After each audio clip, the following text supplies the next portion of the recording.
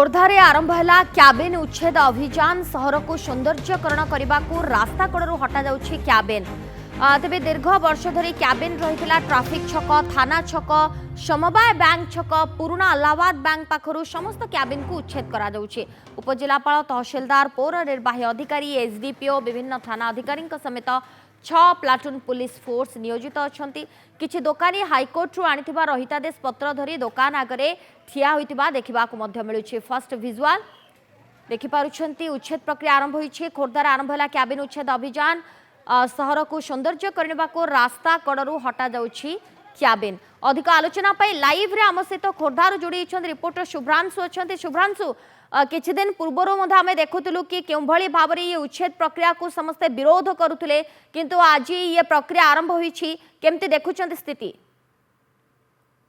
सोनालीन जहाँ आपण कहते किछि दिन पूर्वर ये उच्छेद प्रक्रिया जो आरंभ होता ताकू किछि मात्रा विरोध करा जाउतला किंतु परे परे प्रशासन समस्त सहित आलोचना करी हाईकोर्ट जो स्टे थिला ताकू मध्य वैकेंट करी वर्तमान उच्छेद प्रक्रिया आज आरंभ करिछि।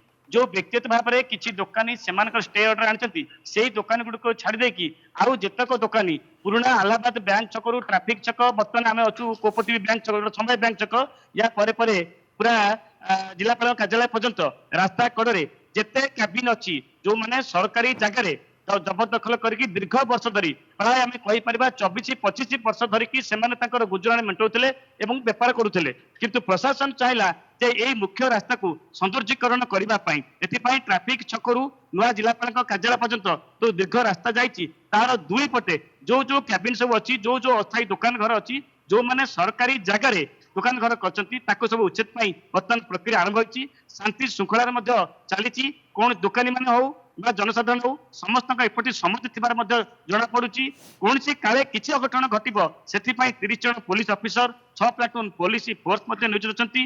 तहसिलदार एक्जिक्यूटिव ऑफिसर सब कलेक्टर निजे घटनास्थल अच्छा से लोक बुझासुझा कर समस्त सहयोग कर गुड़िक बर्तमान उच्छेद चली।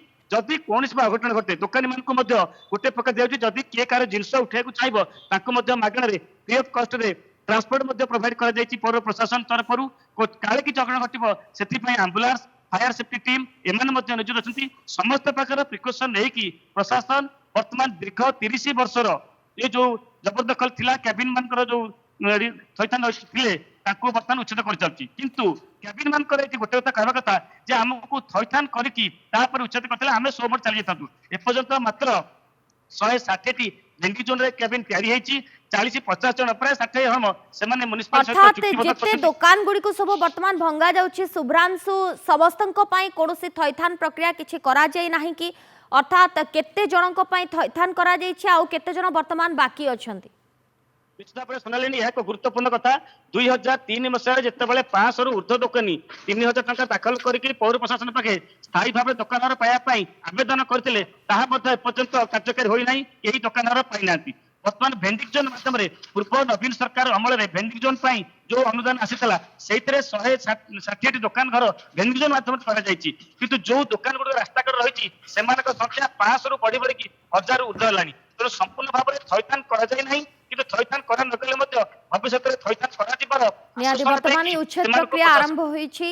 धन्यवाद शुभ्रांशु आपनका समस्त सूचना पाए।